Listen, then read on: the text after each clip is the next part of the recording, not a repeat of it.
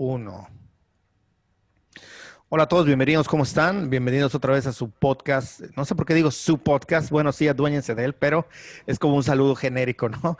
Bienvenidos al podcast. Esto no es una clase y hoy, nada, no sé, vengo un poco enjundioso. Estamos grabando a otra hora para quien no nos conoce o quien nos oya de fuera. Enjundioso es una manera de llamarle nosotros los mexicanos a algo que hacemos como con más ganas de las habituales. Después de unos problemas técnicos, tanto de audio como de web, esperamos que esto se pueda grabar, que se pueda llevar a cabo. Y nada, doy la bienvenida, presento y doy la bienvenida otra vez a Úrsula Martín. ¿Cómo estás, Úrsula? Hola Enrique, muy bien, muchas gracias aquí, sintiendo el calor de mediodía, pero todo bien. En Yucatán, México, todo el día, todos los días hace calor, ¿no? Entonces se siente duro, pero bueno, nada. Contento que hayamos podido descifrar el toque de la piedra filosofal de tu micrófono, que por fin ya ha mejorado el audio. Les dijimos que vamos a ir poco a poco tratando de hacer que estos podcasts, cuando son como con co-host o dos personas que dirigen el podcast, que es un poco la idea, hacerlo de manera remota para quienes no nos están viendo por YouTube, que como les repetimos, ya estamos subiendo los episodios a YouTube para que sea una plataforma más. A veces hay gente, yo estoy muy extrañado de la cantidad de gente que no tiene Spotify, no sé, o que no tiene iTunes o que no tiene Anchor, pueden escucharnos y vernos, si así lo desean, en YouTube, que es al parecer una plataforma mucho más accesible para la mayoría. Entonces, bueno, una vez que ya pudimos salvar todos estos problemas técnicos y que ya el micrófono se pudo adaptar, pues bueno, trataremos de seguir mejorando en la medida de lo posible. Y esto es lo que implica, como les decía, hacer un podcast a distancia, porque sí, estamos haciéndolo a distancia. Y es complicado. He visto no sé cuántos tutoriales. Anoche otra vez me desvelé viéndolos. Los que más se acercan a tratar de dar una solución, al parecer, son los gringos, pero aún así es complicado a nivel de que el audio salga con calidad buena y que además el video. Pero bueno, creo que no estamos tan cutres y que bueno, ahí la vamos llevando. ¿Qué onda, Úrsula? ¿Cómo has estado? Muy bien, aquí en la casa trabajando, ya ves que yo trabajo de forma remota, entonces pues estoy intentando como generar toda mi agenda de la semana. Intento como hacer mis planes del día, pero siempre se atraviesan cosas. Pero en eso estaba, planeando la semana. Aquí no falla que llega alguien a traer algo, que no sé, como que la actividad se vuelve un poco complicada. En esta llamada, mal llamada nueva normalidad, donde, sí, todo es bien extraño. Cada día hay una serie de complicaciones, pequeñas complicaciones que hacen de la vida cotidiana hoy en día un lugar súper extraño y en algunos casos difícil de sobrellevar. Pero bueno, no nos clavemos en eso, que sería tema de otra cosa que ahorita no quiero tocar, siendo más o menos fieles a la dinámica y a la intención de esto no es una clase del podcast. Este, yo quería tocar un tema que a mí me viene desde hace mucho tiempo llamando la atención. Ya me llamaba la atención cuando yo estaba en la universidad y ahora viendo todo desde otra perspectiva, sobre todo la de profesor, eh, me llama la atención el tema de el gran dicho o el gran tema de trabajar en lo que se estudia o trabajar o dedicarse o ganar dinero de lo que se estudia. Al parecer esto es una cuestión que no sé si en todos los países sea, pero al menos en México a la gente le puede mucho, a los estudiantes les puede mucho. Primero, cuando eligen una carrera, les preocupa en qué carrera van a entrar, qué van a estudiar y qué posibilidades o campo de trabajo hay para su carrera. Punto número uno, que yo creo que es un error. Vamos a ver si lo podemos desglosar más adelante. Después les preocupa el hecho de terminar y justo insertarse en este mercado laboral, de buscar trabajar en lo que estudiaron. Y también a mí aquí me parece que esto es un error. Sin embargo, veo que es algo que no desaparece. Yo pensaba que era de las generaciones antiguas, que los más jóvenes no tendrían este problema, y sin embargo, de generaciones mucho más jóvenes que yo y de otros, todavía siguen preocupados por el llamado trabajo seguro, que no es una preocupación que no deba tenerse, por supuesto que sí, pero yo consideraba que esto era de otras generaciones. Y lo que más me llama la atención, y para no dispersarme más, es el tema de cómo angustia a la gente el no trabajar en lo que estudiaron. Ya me parece un error. No sé tú qué piensas, pero vamos a tratar de ir, pues bueno, viendo a ver qué tanta carne tiene este tema. Pues la verdad es que es un tema que, como tú dices, pensaríamos que está, que ya fue rebasado o que es algo de nuestros padres o de gente que pasa de los 50 años, pero nos enfrentamos a que día a día, al menos yo que tengo pues mis primos pequeños, que tienen entre 15 y 20 años, o sea, el hecho de tener una relación con mi familia extensa hace que tenga relación con gente de todas las edades. Y sí me parece como preocupante ese tema, ¿no? O sea, lo primero es la elección, cómo eligen qué van a estudiar. Y esa elección muchas veces es o por razones económicas o porque piensan que estudiando cierta cosa van a tener un empleo seguro. Y pues sabemos que esto no es así, vivimos en un momento de precariedad laboral. Esa precariedad laboral tiene al menos 2 décadas y que con la pandemia que estamos viviendo se va a reconfigurar el tema del trabajo, que ya venía reconfigurándose, entonces es como una aceleración a este proceso.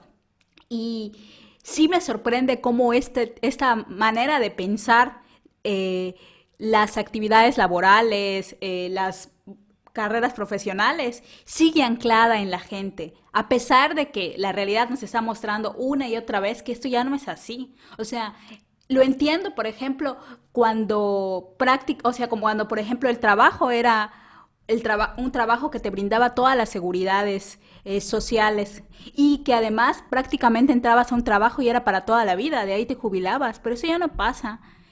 Con la reforma del IMSS de 1997 cambiaron muchísimas cosas y pues el IMSS es el gran instituto que brinda seguridad social y de todo tipo a los trabajadores y esto cambió un sistema de afores, el mismo ISSSTE, que son los trabajadores del Estado, modificó, hizo una reforma a su ley y entonces ahora el tema de las jubilaciones para los maestros, para gente que trabaja para el Estado de otra forma, que aunque el grueso de los afiliados al ISSSTE son maestros y gente que trabaja en educación, se modificó, pero a pesar de esas modificaciones tan grandes, no entiendo ese anclaje a esa forma de pensar y sobre todo me preocupa en los jóvenes porque al final entender a nuestros padres, a nuestros abuelos es porque ellos vivieron un contexto que es completamente diferente al de nosotros, pero no entiendo cómo es que los jóvenes se anclan a esta manera de pensar, ¿no? De decidir qué quieres estudiar, sobre todo ese tema, qué quieres estudiar y que esas razones sean o porque piensas que es una carrera que te va a redituar económicamente, o porque piensas que vas a tener un empleo mucho más seguro que en otras, o por hay unos que siguen pensando que porque sus papás le van a heredar, ya sea la plaza, la notaría. Entonces, ese tipo de cosas a mí sí me sacuden y además que pues de manera personal yo tengo experiencias con todo ese tema. Sí, a ver, toda la razón en lo que estás mencionando, estos contextos sociales, históricos, laborales que pones, me parece que dan al clavo. Sin embargo, a mí me parece que pasa por un tema psicosocial, es decir, que abarca a las masas y cómo les impacta esta idea. En primer lugar, me parece que hay que poner en claro para qué se va a estudiar. Por eso hablo yo que es como de una idea muy del pasado, ¿no? El hecho de que, bueno, si yo estudio y me supero y luego logro entrar a la universidad y tengo una carrera, entonces primero pensar que tengo garantizado el trabajo. Después, que este trabajo que tengo garantizado va a ser en lo que estudié, que es al parecer lo que más trauma les causa.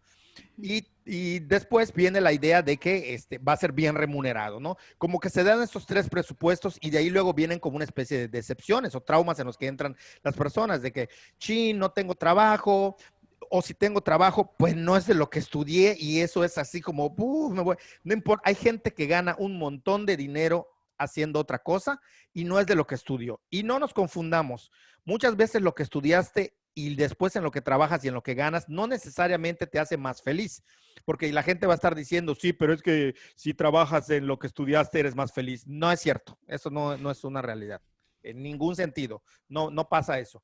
Menos ahora. Conforme más avanza el tiempo, esto va siendo cada vez más mito.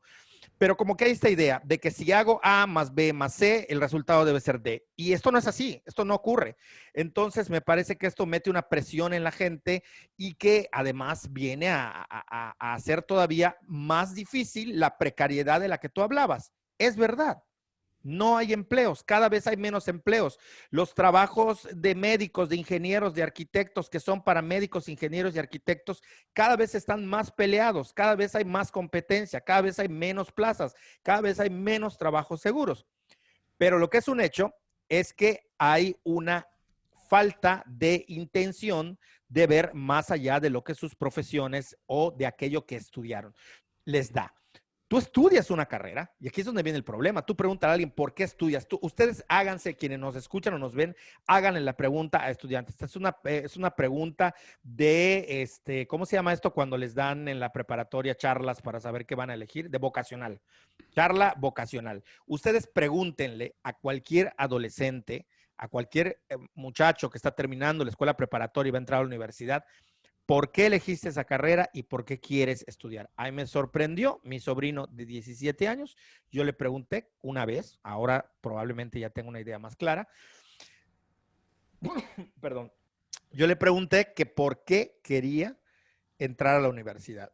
Y lo que me dijo fue porque así voy a obtener un trabajo.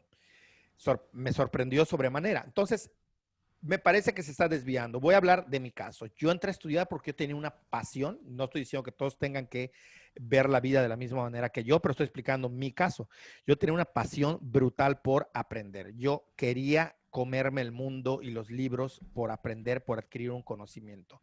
No voy a decir toda mi vida académica, pero yo decidí irme por las ciencias sociales, sabiendo que las ciencias sociales y en el marco desde una visión de como hombre, desde una visión en la que una sociedad machista te construye una idea de que tú eres el que tiene que ganarse el pan y llevar el sustento, ser desde todos los puntos de vista, estudiar ciencias sociales, estudiar antropología, sociología, historia, era algo que a mí ya de entrada para la sociedad me estaba, y para mis padres y para mis familiares me estaba poniendo en desventaja.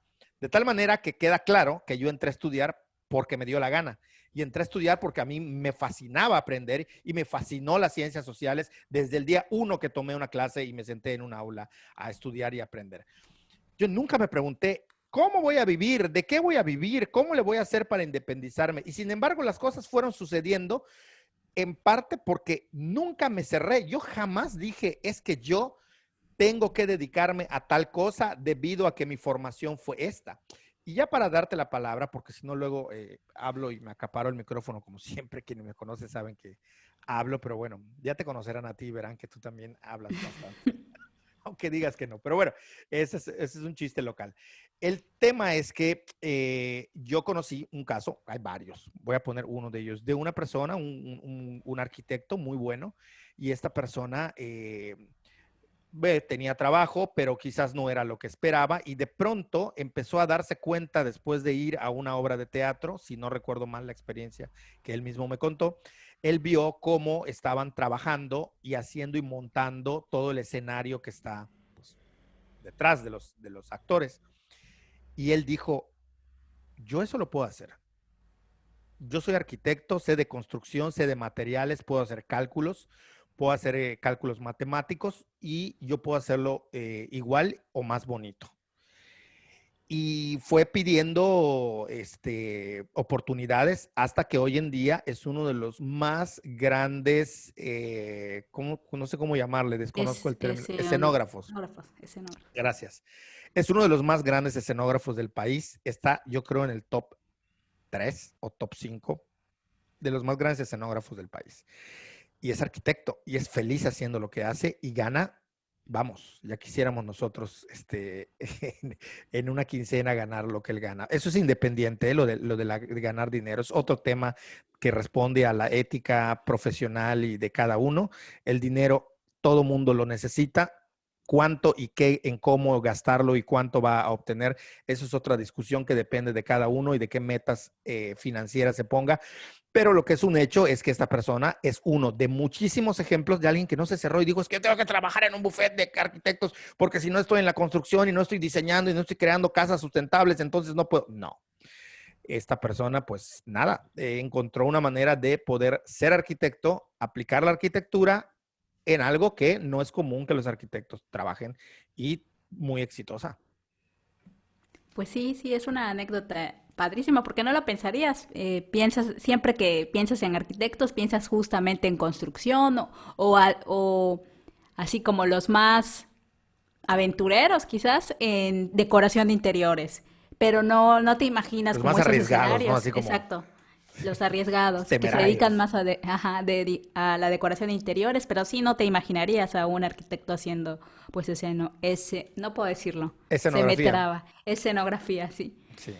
Y pues sí, o sea, al final me parece que para elegir qué estudiar tienes que tener como claro qué quieres, ¿no? En mi caso, yo soy una persona muy curiosa, por decirlo de alguna manera, me interesa todo y siempre tuve no sé cómo explicarlo, esas inquietudes. Siempre fui una niña muy curiosa, siempre quise aprender de todo, leía todo lo que podía. Afortunadamente tengo un contexto de eh, pues de un ámbito familiar que estimulaba mis ganas de aprender. Vengo de una familia que es lectora, en mi casa hay biblioteca, entonces siempre tuve como eso a mi favor, ¿no? El tener todo, digamos que todo a disposición para aprender y para desarrollar como mis habilidades. Y bueno, esto ya como que se sale un poco del tema, pero sí quiero decirlo porque hace como unos meses estuvieron circulando en redes sociales y circula cada determinado tiempo, es como un bucle. Esas imágenes de que, ¿por qué a las niñas les dicen siempre que son princesas, que son bonitas, que no sé qué? Y yo como pues no, me hizo mucho ruido, ¿no? Y yo comenté enseguida que, pues, a diferencia de, pues, a todas esas personas que les decían, a mí no, a mí jamás me dijeron, o nunca me dieron cumplido por ser bonita o por ser princesa, sino al contrario, o sea, a mí siempre me decían que era independiente, que era inteligente, que era perspicaz, y entonces, o sea, me hizo ruido porque me parece que hay muchas mujeres a las que nos dicen eso de niñas, pero está como invisibilizado. Y ya quitando como ese, ese paréntesis, cuando yo llegué a la prepa, pues tenía un chorro de inquietudes. Y te digo, siempre al final,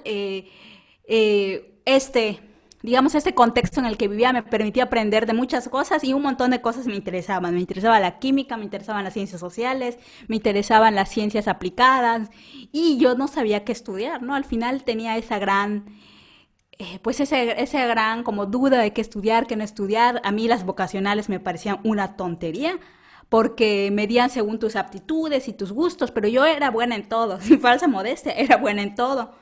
Y todo me gustaba, entonces, ¿qué rayos estudia alguien así, no? Y una de las cosas que quería estudiar, que ahora no lo entiendo, quería estudiar filología, pero yo no sabía que no había una licenciatura en filología, sino que son posgrados.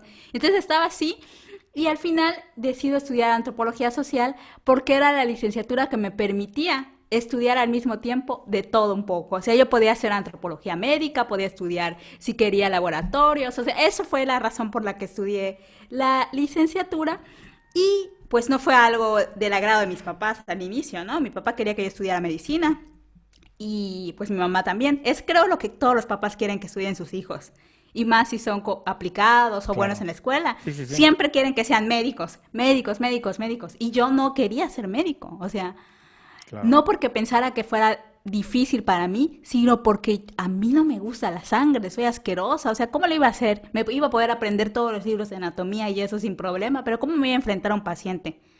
Claro. No iba Sí, a sí, poder. O es sea, de complicado. plano, no. Y ya al estudiar antropología, yo me di cuenta a muy temprana hora que la mayoría de estudiantes se crean la idea es obviamente estimulados por los profesores y por lo que ven, de que tienen que hacer una carrera académica y que tienen que estudiar una maestría y un Falso. doctorado y se quedan con esta idea, ¿no? O sea, al final que tienen que ser investigadores y solo ocupan su temporada universitaria a eso. Y yo me di cuenta que, y además también mis papás querían que yo estudiara un posgrado y un doctorado, o sea, mi papá me veía con un doctorado. Y ya a esta edad, o sea, lo decía, mi hija, así como es, antes de los 30 ya va a ser doctora. Y pues yo vi que primero que nada no me gustaba. Y segundo, así como soy de inquieta y dispersa, me di a Doctora la de grado, tarea, ¿no? Aclarar, porque no vayan a decir así, que hubo una doctora de contradicción grado. de que primero no quería hacer, estudiar medicina y luego doctora. Doctora de grado. Exacto. O sea, ya que ya no estudié medicina, bueno, que tenga un doctorado. Entonces, Doctor que no cura.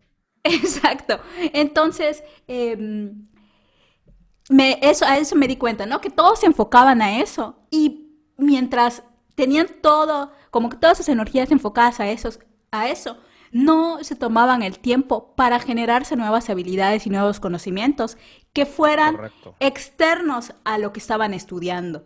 Y eso creo que fue la diferencia. Yo intenté aprender de todo lo que pudiera mientras me dedicaba a la vida universitaria. Además, pues otra de las cosas que tuve a favor es que pues yo vine a vivir, yo no era del lugar donde estudié, yo no soy de Mérida, soy de Campeche, que está cerquita, pero no vivía con mi familia, vivía sola. Entonces, pues yo no tenía que llegar a mi casa y hacer como todas las labores que haces cuando vives en una casa con tu familia. Entonces me quedaba mucho tiempo para aprender un montón de cosas y me inscribía a cursos y quería aprender de ciertas actividades que al parecer no tenían relación con la licenciatura y aprendía y así estuve, o sea, generándome habilidades y conocimientos que yo sin querer porque yo no lo sabía. A mí la única cosa que me guiaba era que quería aprender nuevas cosas y que tampoco me veía como en esta carrera académica. Y le llamo carrera por competencia también, no solo Claro, claro. por formación. Entonces empecé a aprender todo ese tipo de cosas y al finalizar la licenciatura, justo el tener esta visión de no clavarme con esa aspiración, porque además es una aspiración de tener una carrera académica y al mismo tiempo haberme generado habilidades y conocimientos que complementaran mi formación, me permitió acceder a trabajos que nadie de mis compañeros tenía en ese momento, Claro. ¿no? Y que justamente, o sea, me parece que cuento toda esa experiencia porque eso es lo que me parece, que la apertura, que al final estudiar algo porque quieres aprender y tú luego te forjas en lo que vas a trabajar, te vas forjando como tus propias oportunidades a partir de eso. Es lo que en este momento permite a la gente como generarse estrategias y recursos para el trabajo. Y que al seguir como los jóvenes pensando en que solo me dedico a estudiar, porque eso es lo que pasa, tú escuchas a los chicos de la universidad y es que me tengo que enfocar en la licenciatura, es que tengo que hacer esto y no mirar más allá, ¿no? Al final creo que estamos en un momento en que lo que se necesita es conocer de muchos campos, si bien tienes que ser como o sea, tienes que haber aprendido algo muy bien y ser profesional en algo. El hecho de tener habilidades y tener conocimientos de otras áreas te permite formarte habilidades y generarte pues como estrategias para que enfrentes mejor ese mundo laboral. Y lo mismo, ¿no? O sea, no puedes clavarte pensando, porque además carreras como la tuya y la mía ni siquiera tienes claro desde que entras a estudiar en qué vas a trabajar. O sea, y creo que eso es algo que en algún momento hemos hablado. Cuando dices, voy a estudiar antropología social, voy a estudiar literatura, voy a estudiar historia, cómo te lo presentan y cuando te dicen, en las descripciones de las licenciaturas ponen algo así como campo laboral y ponen investigador, profesor Es que ahí es donde de... te lo forman. Ajá, sí, Justamente el que entra a estudiar, fíjate lo contradictorio que es. El que entra a estudiar este tipo de carreras, ojo que estamos hablando de ciencias sociales porque es lo que conocemos ambos, pero lo he visto en todas las carreras y puedo ponerles ejemplos concretos de todo. Eh, Justo es lo que a mí me llama la atención. Hace 25, 30 años yo lo podía entender, pero hoy en día me sigue pareciendo asombroso que en América Latina, y hablo con conocimiento de causa, he preguntado, he llamado, he visto videos de entrevistas a profesores de universidades, de facultades de antropología, de sociología, donde les preguntan, ¿y cuál es el campo laboral para un antropólogo? Primero se ponen nerviosos, como que están inseguros de lo que van a decir. búsquenlo, googleenlo, campo laboral para un antropólogo o un sociólogo y vean lo que ahí dicen las personas que entrevistan o lean las currículas de las universidades y los programas de estudio. Entonces, lo primero que dicen es, pues como investigador, ya sea en una institución, pueden trabajar para instituciones gubernamentales, no gubernamentales y asociaciones civiles. Válgame Dios. O sea, todo lo demás, la iniciativa privada está borrada porque ideológicamente se considera que si eres una persona que ha estudiado ciencias sociales en donde se tocan temas como economía, como sistemas políticos, sistemas ideológicos, donde el capitalismo se analiza su historia y cómo creció y el trabajo, la explotación laboral y todo ese tipo de cosas, entonces tú no puedes trabajar en un mundo que está absolutamente privatizado. Y ya de entrada te topas con esto, como que qué cosa tan extraña. Agarren cualquier otra carrera, cualquiera, la que quieran, y nada les va a decir, es que el médico solamente puede estar en una clínica. No, o sea, agárrense diseño gráfico, a ver qué les van a decir. O sea, va cambiando el espectro. Si bien se repiten ciertos parámetros en estas carreras de humanidades, sí se repite y es, perdón, me parece patético. Es que yo jamás me pregunté, ustedes van a decir los que me conocen, oye, pero tú trabajas como investigador y profesor para una institución. Sí, pero yo no lo busqué. Esa es la diferencia. Yo no tuve la obsesión de buscarlo. Esto llegó a mí y en su momento decidí que era lo mejor y lo tomé. Sin embargo, no están ustedes para saberlo ni para contarlo, pero yo, cada que se me presenta la oportunidad de desarrollarme o de aplicar lo que en general sé a otras áreas, no pierdo la oportunidad de hacerlo, además de que he tratado de ir adquiriendo otras habilidades. Si no, no estaríamos en principio haciendo este podcast, que no me deja nada de dinero, pero que nos permite incursionar en otro tipo de actividades. Yo quisiera regresar un poquito a la parte donde los alumnos, porque muchos dicen, y lo dicen con razón, a los 18 años, ¿qué diablos vas a saber de tu vida? Y vuelvo a mi sobrino porque seguramente me escuchará. Es un fiel seguidor de este podcast. O eso creo. Que lo haga solo por pena con su tío para que tenga 2 escuchas nada más o 3. Pero bueno, nada, él a los 18 años no tiene por qué saber qué va a hacer con su vida. No tienen todos la capacidad, la precocidad sobre la vida para saber, no sé si existe ese término, pero no son los precoces en la vida que uno imaginaría que tienen que ser, ni siquiera respecto a sus carreras. Un poco la idea, que no consejo, la idea es estudien lo que en el momento les nace o les da ganas de estudiar. Después en el camino, esa carrera les va a dejar una formación y un criterio, que eso es realmente lo importante, porque con esa formación y con ese criterio van ustedes a analizar y enfrentar la vida en general de mejor manera que si no lo tuviesen. Esa parte formativa de la universidad es la que te deja elementos para entender, analizar y ver la vida. Es totalmente cierto cuando decimos que si eres doctor, si eres antropólogo, si eres arquitecto, si eres programador de software, vas a tener una visión de la vida con matices diferente, no va a ser igual, pero la manera como la vas a entender más práctica, más reflexiva, más analítica, más aguda, menos aguda, va a depender de la formación que tuviste. Ocurre como con los libros. La gente lee y uno dice, bueno, pero es que la lectura, ¿qué te deja? ¿Cuánta gente se aprendió el libro? No te vas a aprender el libro de memoria, pero leer un libro, al final, aunque no te des cuenta, te deja un criterio. Cada cosa que tú aprendes y que lees y conocimiento que va entrando, te va dejando criterio. Es decir, ¿cómo voy yo a encontrar la verdad o lo que hoy le llaman hackear la vida para entender ciertas circunstancias y situaciones? De tal modo que pueden estudiar lo que quieran, luego existen posgrados o existen otras carreras. Si no te gustó, estás joven, puedes estudiar otra carrera. Lo importante es cómo vas a ver la vida y entender que hoy en día los trabajos no se miden por las carreras, se miden por lo que puedes hacer, ni siquiera por lo que sabes, por lo que puedes hacer y lo que puedes ofertar a la gente. Yo, con el conocimiento que tengo, yo a ti, que eres dador de empleos, te puedo proponer que puedo resolver o hacer tal cosa. De esta manera yo te puedo ayudar. por ejemplo, gente que ha estudiado lingüística y que en otros países que no tienen estos tapujos ideológicos políticos, gente en otros países que ha estudiado lingüística, hoy están trabajando en grandes empresas programando para todos estos robots llamados Siri o llamados Alexa, programando estos para programarlos lingüísticamente para que hablen en los idiomas que tienen que hablar de manera correcta, con la sintaxis correcta, con la gramática correcta, y los que están ocupando estos lugares son lingüistas. Por ejemplo, hay otra gran rama que es la medicina.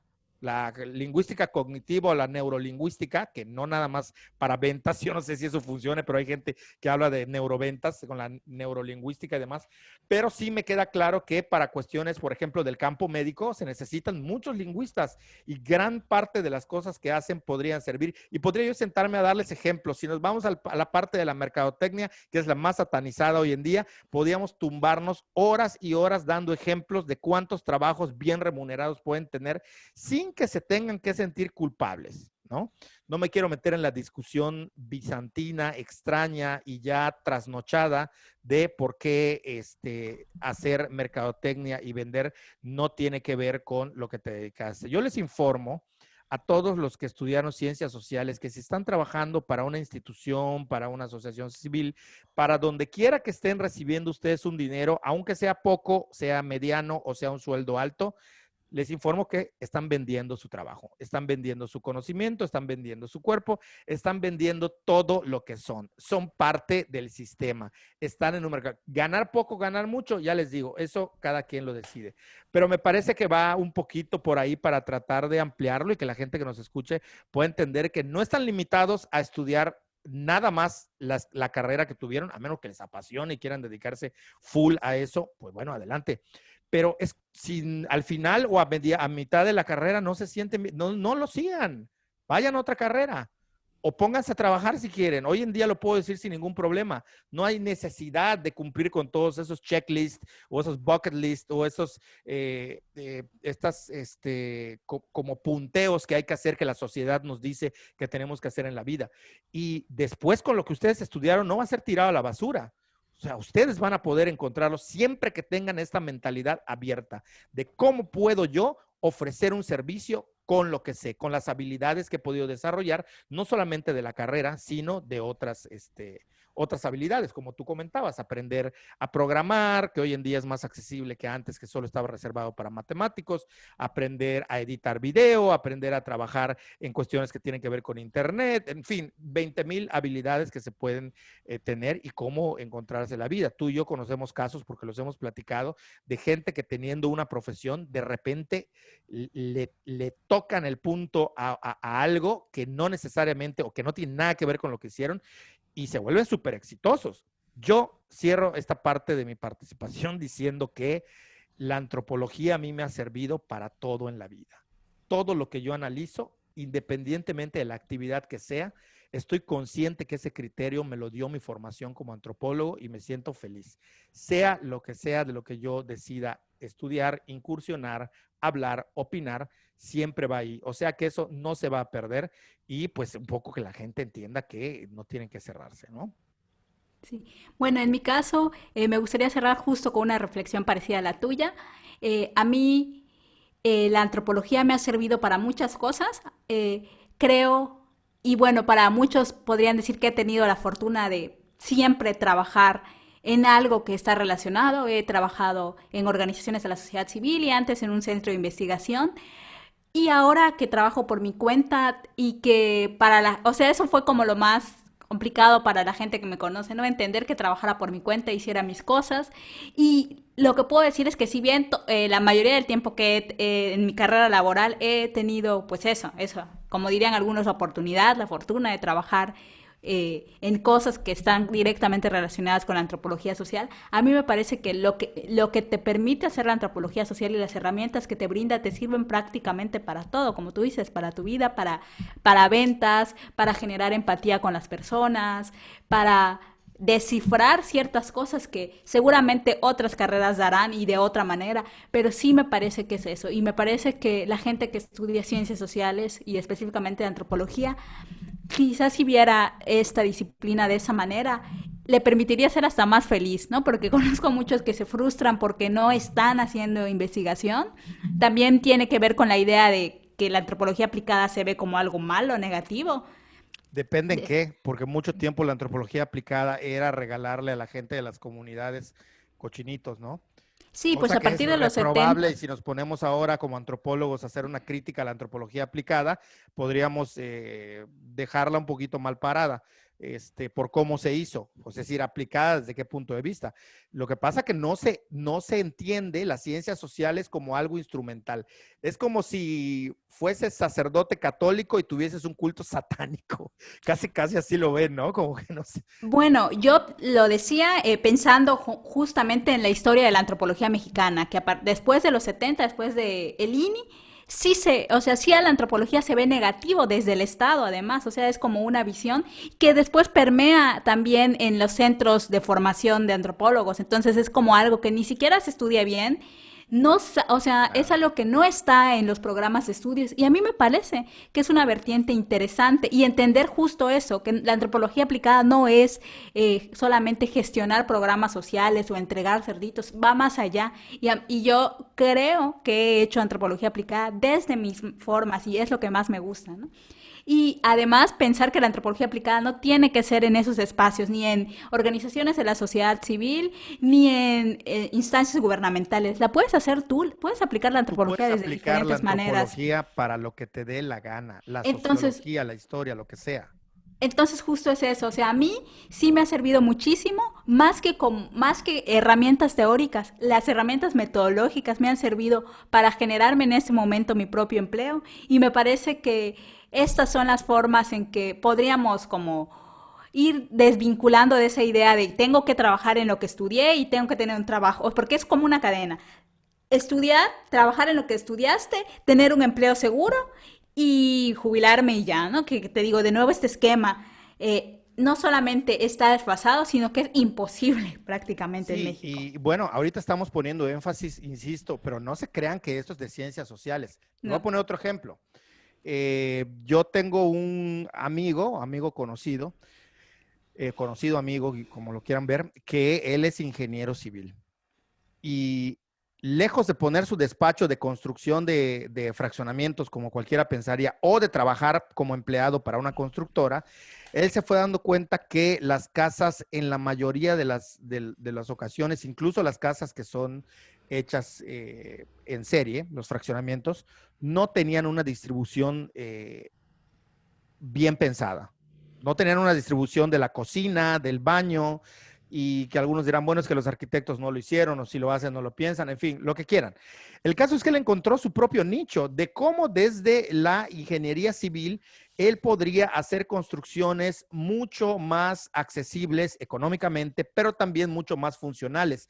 Y durante mucho tiempo él trabajó y no sé si ya dejó ese negocio que le iba muy bien económicamente hablando, pero también le permitía desarrollar sus conocimientos al máximo y que tenía que ver con una consultoría que justamente asesoraba a las constructoras, a los otros que hacían casas, de cómo la casa sería mucho más quiero decir inteligente, pero hoy se vincula mucho con tecnología digital y no me refiero a eso, sino cómo estar bien planeada. ¿Por qué el baño no va donde creías que debía de ir? ¿O por qué debe ser de esta dimensión y no otra? ¿Por qué podemos decir, ayudarles a entender cómo desde la construcción, desde el material, desde el bloque, el cemento y la cal, podía haber y esto no lo sabemos. Nosotros vemos las casas y, bueno, lo construyen, calculan que el techo no se caiga y ya está, y ponen las columnas y hacen ahí el revoco y ya está. No, no, no, no.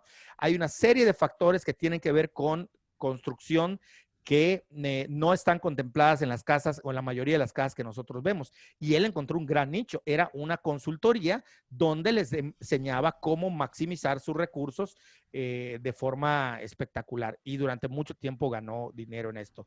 Y así les puedo hablar de un montón de cosas. Yo conozco dentistas, por ejemplo, que trabajan con deportistas porque al parecer hay una relación que tiene que ver con cómo están las muelas, cómo están los dientes, a qué edad y qué tipo de mordida tienes para determinar si en el futuro, por ejemplo, insisto, no sé qué tan cierto sea esto, vas a tener problemas de la columna, problemas de la espalda, desde los dientes y se metieron a trabajar en esto. Wow. Es decir, y estamos hablando de dentistas y gente que va buscando de qué manera yo puedo darnos. O sea que no nada más es para esto. Es el caso de las ciencias sociales y las humanidades el que más nos toca, el que más conocemos, pero en cualquiera de las profesiones va a existir una saturación, una precarización del empleo, un abaratamiento del trabajo asalariado y que la gente tiene que empezar a entender que la educación es importante y siempre va a ser importante tenerla. ¿Qué hacer con ella? Va a depender del contexto en el que estemos viviendo, en las economías, sobre todo ahora que nosotros tenemos este cambio cultural tan drástico que nos vino con la pandemia, tener que empezar a cómo aplicar estas cosas. Y esto es algo que por supuesto no es fácil, pero que es el reto al que estamos llamados. Dejar de sentarse a pensar que con el título te van a caer trabajos en lo que estudiaste. Así es, no puedo estar más de acuerdo contigo. Bueno, tú no lo has dicho porque tú eres muy modesta, pero tú tienes un emprendimiento que tiene que ver con desde la producción hasta la venta de miel y de derivados de la miel y has aplicado tanto conocimientos que luego adquiriste con el estudio de biología, pero también, por supuesto, de la antropología y de entender a la sociedad. Sí, bueno, justo es eso, como la gente no entiende qué estudié y qué hago, muchos creen que soy bióloga, ¿no? Así sí, Sí. muchas veces me han llamado la Qué bióloga bonito, yo lo ajá, veo en mi bonito. trabajo en Tulum y Chemuyil, así me presentaban en las primarias, es que la bióloga y yo, pues no soy Qué bióloga, chido. pero me daba igual, ¿no? Que me digan como me Qué chido, quisieran llamar. qué bien que por lo que haces crean que te dedicas a otra cosa, porque eso habla de que tu conocimiento al final de cuentas ha sido eficaz, ¿no? Pues quizás, también porque hablo de animales y eso, la gente enseguida No, piensa que pero soy biólogo. en general, dedicarte a otra cosa y más a algo que tenga que ver con comercio o con ventas causa una roncha que no entiendo. Hace poco vi a un chico que no es, bueno, es un poco cercano a lo humanista, pero es esta idea de que por amor al arte, eso no existe, gente. Quítense eso de la cabeza. No existe eso de por No. amor al arte. Este chico hace poco subió en redes sociales y a mí me llamó mucho la atención. Él, de nuevo, es arquitecto o estudia arquitectura, pero se dedica a la venta de ropa y tiene una visión que se nota a leguas, aguda para la moda, para la ropa, para los textiles. No es para nada alejado. A mí no me parece extraño que diseño y arquitectura y moda estén alejados. De hecho, creo que hasta se ve algo de eso en la carrera, tanto de diseño gráfico como de arquitectura. Pero este chico, al parecer lo atacaban porque vendía y yo no entendí. O sea, me metí un poco a la red social, al chisme, a ver por qué lo atacaban. Creo que tú también lo sigues, ¿no? Y viste esto. Pero bueno, si no, no hay problema. El hecho es que me parece lamentable que se cuestione el trabajo de quien decide vender casi, casi como si fuese un narcotraficante, ¿no? Claro, Me y parece que no se está también entendiendo the big picture, como dirían los gringos, el gran escenario, el cuadro en por grande supuesto. de todo lo que conlleva el trabajar en ventas, ¿no? Sí, claro, y además es que si tú te preguntas quiénes se dedican a ventas o cómo puedo volverme a alguien que venda o que comercialice algo, es que no hay una carrera para eso, por ejemplo. O sea, Claro, pensar que alguien que se tiene que dedicar a ventas es alguien que no tiene una licenciatura, por ejemplo, o no tiene cierto grado de estudios, es erróneo, porque al final eh, vender un servicio o un producto se puede hacer en diferentes escalas y de diferentes, digamos, niveles de profesionalización. Y pensar, o sea, pensar que si porque estudias algo no vas a vender, como tú dijiste, al final trabajar en algún lugar por intercambiar un salario es vender, es estás vender, vendiendo tu es tiempo, tu vender, es conocimiento. vender, lo voy a decir tal cual, así crudo como está. ¿Por qué? Porque es una realidad. Desde el momento en el que tú trabajas en algo, en un despacho de arquitectos, en una institución, vamos a suponer que trabajas como ingeniero, programador de software, diseñador y das clases en una universidad autónoma pública. Eso te hace a ti, revisen sus contratos quienes tienen base, quienes tienen plaza, revisen sus contratos. Todo aquello que tú hagas pertenece a la universidad, no es tuyo. No es tuyo Claro. ni es como que, ay, lo estoy regalando es por amor al arte. No, primero cobras un sueldo. En muchos casos es un sueldo bastante bueno, con estímulos. Segundo, todo producto derivado de tu trabajo que surja en el contexto de la institución para la cual trabajas es de la institución. Si publicas un artículo, ese artículo pertenece a la institución. Si publicas un libro, revísenlo bien. Tus derechos como autor le pertenecen a la universidad e incluso son idénticos en su forma a los de cualquier editorial. Tú tienes un contrato como si fueses con una disquera y tú publicas un libro. Tú ese libro no lo puedes publicar después en ningún otro lugar, aunque venga Gediza, aunque venga Alfaguara y te diga, dame tu investigación que está muy padre, ya vi que la publicaste en la universidad. No lo puedes hacer porque todo la parte, es decir, tú, sí tú eres el autor y tú puedes hablar y vender esa idea de que yo soy el autor, pero lo que no puedes hacer es vender el contenido ya publicado en una universidad porque el usufructo de ese contenido le pertenece a la institución. Sea mucho, sea poco, sea un contrato que te vuelva millonario, no, ya insisto, eso es otra discusión, son otros 20 pesos.